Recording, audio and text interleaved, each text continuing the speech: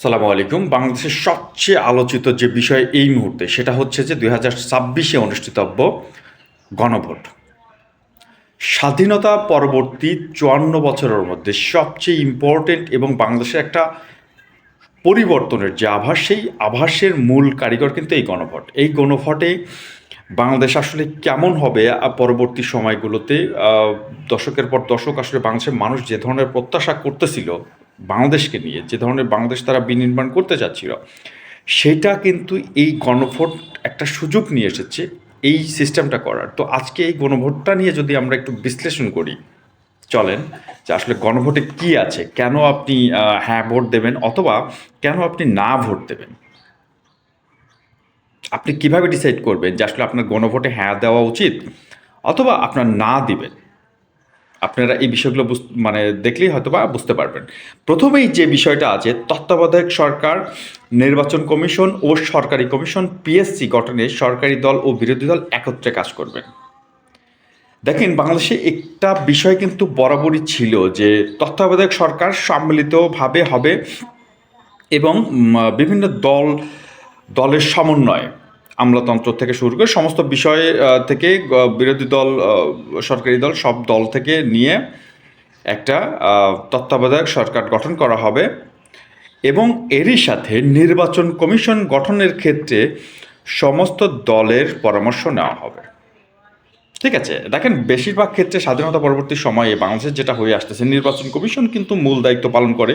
যখন তত্ত্বাবধায়ক সরকারের আন্ডারে চলে যায়, অথবা এখন বর্তমানে যে ইন্টেরিয়র গভর্নমেন্ট তফসিল ঘোষণার পরবর্তীতে যেটা হয় সেটা হচ্ছে যে বাংলাদেশের সমস্ত দায় দায়িত্ব, ক্ষমতা, প্রশাসন সব কিছু চলে যায় হচ্ছে নির্বাচন কমিশনের আন্ডারে। এই মুহূর্তে তফসিল ঘোষণা হয়ে গেছে বাংলাদেশে।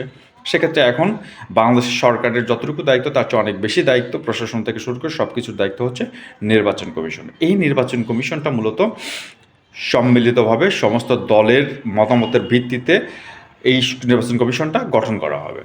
আরেকটা যে বিষয়টা আছে, পিএসসি সরকারি কর্ম কমিশন, সেটা হচ্ছে যে বিভিন্ন দলের পরামর্শে গঠন করা হবে। দেখেন, পিএসসি এমন একটা বিষয় যেখান থেকে বাংলাদেশের সমস্ত আমলা নিয়োগ করা হয়ে থাকে, বিসিএস থেকে শুরু করে সব কিছু, যেমন আপনি প্রশাসন থেকে শুরু করে অন্য অন্য সেক্টরের সব কিছু থেকে কিন্তু এই পিএসসি থেকে নিয়োগ করা হয়ে থাকে। সুতরাং এই পিএসসি, নির্বাচন কমিশন এবং তত্ত্বাবধায়ক সরকার যদি সম্মিলিতভাবে বিরোধী দলের সাথে আলোচনা করে, সরকারি দল এবং সমস্ত দলের সাথে আলোচনা করে নেওয়া হয়, সেটা কিন্তু বাংলাদেশের জন্য একটা আশীর্বাদ হবে। দ্বিতীয় যে বিষয়টা আছে সেটা হচ্ছে সরকারি দল ইচ্ছামতো সংবিধান সংশোধন করতে পারবে না।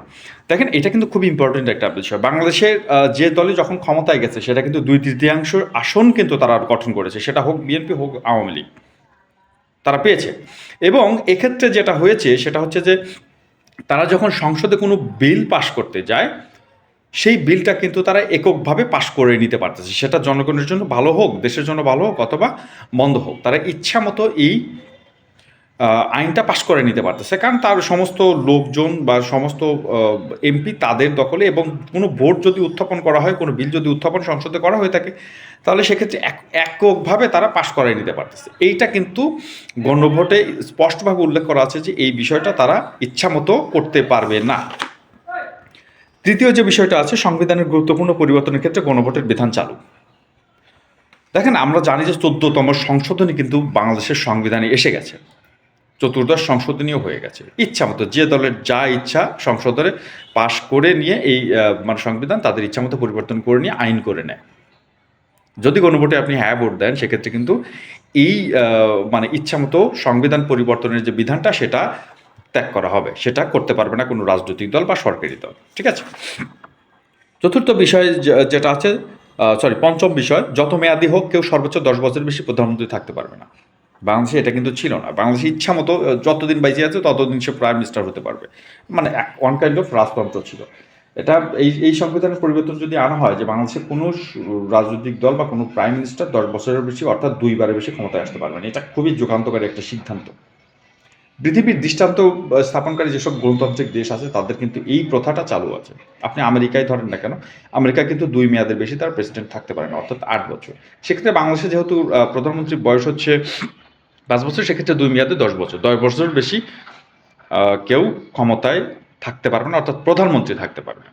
এই বিষয়টা কিন্তু গণভোটের একটা উল্লেখযোগ্য ঘটনা। সুতরাং অবশ্যই এটা হ্যাঁ ভোটের পক্ষেই যায়।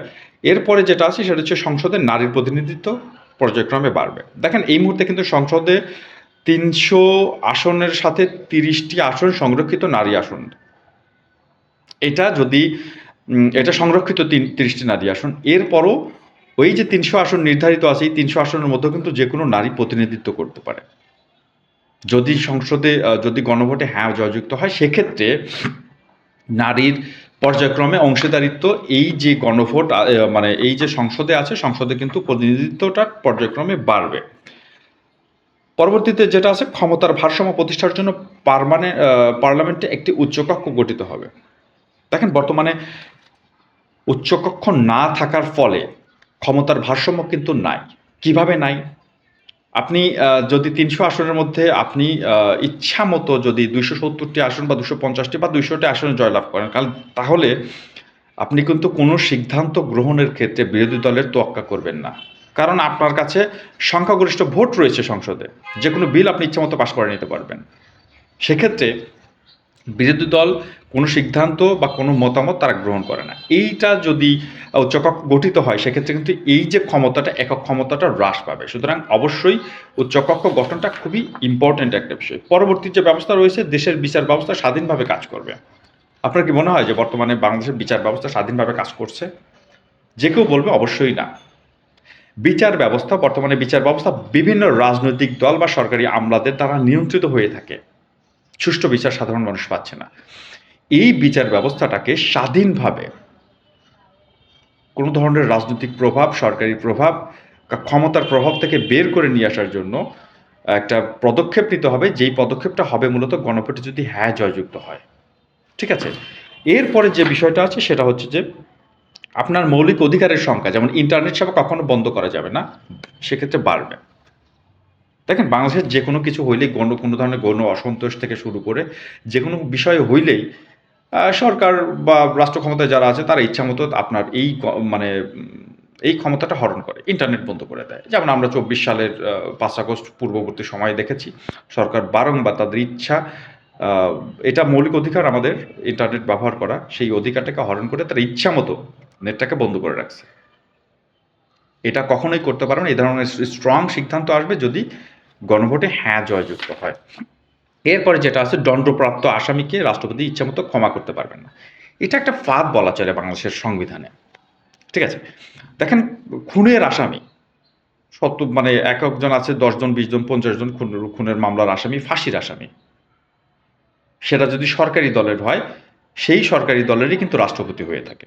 যখন এই রাষ্ট্রপতি সরকারি দলের মদতপুষ্ট হয় অথবা সরকারি দলের থেকে সে নিয়োগ পায়, রাষ্ট্রপতি নিয়োগ পায়, সেক্ষেত্রে সে ওই সরকারি দলের যে ক্যাডার আছে, সে যদি খুনের মামলার আসামি হয়, ফাঁসির আসামি হয়, তাই কিন্তু ইচ্ছামতো মাফ করে দিতে পারে। এটা একটা ফাঁদ না? কোনো বিচার নাই, টাচার নাই, ফাঁসির আসামি বিচারে ফাঁসি হয়েছে, তাকে রাষ্ট্রপতির স্পেশাল ক্ষমার ইয়েতে ক্ষমা করে দেওয়া হচ্ছে। এটা করা যাবে না যদি হ্যাঁ জয়যুক্ত হয় গণভোটে। ঠিক আছে? একজন মামলার আসামি সে খালাস পেয়ে যাবে রাষ্ট্রপতির আশীর্বাদে, এটা হতে পারে না। সর্বশেষ যে বিষয়টা আছে গণভোটে, সেটা হচ্ছে যে রাষ্ট্রপতি ও প্রধানমন্ত্রী ক্ষমতার একটা ভারসাম্য থাকতে হবে। দেখেন বাংলাদেশে মন্ত্রিপরিষদ শাসিত সরকার এই মুহূর্তে ক্ষমতায়, অর্থাৎ গণতান্ত্রিক যে বিষয়টা আছে সেখানে কিন্তু মন্ত্রিপরিষদ শাসিত সরকার ক্ষমতায় থাকে। যেখানে মন্ত্রিপরিষদ শাসিত সরকার আছে সেখানে রাষ্ট্রপতির ভূমিকা খুবই নগণ্য। এটা শুধুমাত্র কাগজে কলমে। বাংলাদেশে আসলে রাষ্ট্রপতির কি কোনো ধরনের অবদান আছে বা কোনো ক্ষমতা আছে কোনো বিষয় নিয়ে? ওই বিভিন্ন উপাচার্য বিভিন্ন বিশ্ববিদ্যালয়ে যায়া চ্যান্সেলর হিসাবে অথবা মানে ৩ বাহিনীর সর্বাধিনায়ক হিসাবে এই গার্ড অব অনার বা এইটা সেটা এগুলো ছাড়া আসলে দালিলিক বা ফিজিক্যালি কোনো কাজ রাষ্ট্রের কোনো রাষ্ট্রপতির দিয়ে কিন্তু এই মুহূর্তে হয় না। যেহেতু বাংলাদেশ প্রধানমন্ত্রী শাসিত সরকার, রাষ্ট্রপতি শাসিত না। এই যে একক ক্ষমতা মন্ত্রী পরিষদের, ঠিক আছে? এই মন্ত্রিপরিষদের একক ক্ষমতাকে কমিয়ে নিয়ে এসে রাষ্ট্রপতির রাষ্ট্রপতি এবং প্রধানমন্ত্রীর একটা ক্ষমতার ভারসাম্য তৈরি করা, এটা হচ্ছে এই গণভোটের অন্যতম লক্ষ্য। অর্থাৎ ক্ষমতার বন্টন যেটাকে বলে, সমস্ত ক্ষমতার অধিকারী মন্ত্রিপরিষদের প্রধানমন্ত্রী হতে পারবে না, কিছু ক্ষমতা কিন্তু রাষ্ট্রপতিকেও দিতে হবে। এই ধরনের একটা সিদ্ধান্ত আসলে গণভোটের অন্যতম অঙ্গীকার। তো এই যে বিষয়গুলো, আশা করব যে এই বিষয়গুলো নিয়ে আমার মনে হয় যে আমি ক্লিয়ার করতে পেরেছি গণভোট কেন হ্যাঁ ভোট দেওয়া উচিত।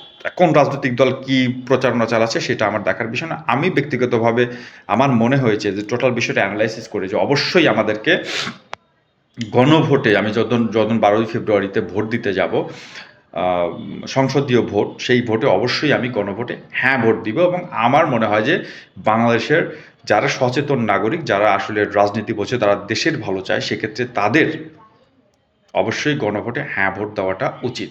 কারণ হ্যাঁ ভোট দিলে বাংলাদেশ আগামীতে অনেক দূর এগিয়ে যাবে এবং এই যে গণঅভ্যুত্থান হয়েছে শত, শত মানুষের রক্তের বিনিময়ে, এই গণভোটের যে উদ্দেশ্য, যে আকাঙ্ক্ষা জনগণের, সেই আকাঙ্ক্ষা পূরণ করার জন্য এই গণভোটকে হ্যাঁ জয়যুক্ত করা অবশ্যই উচিত।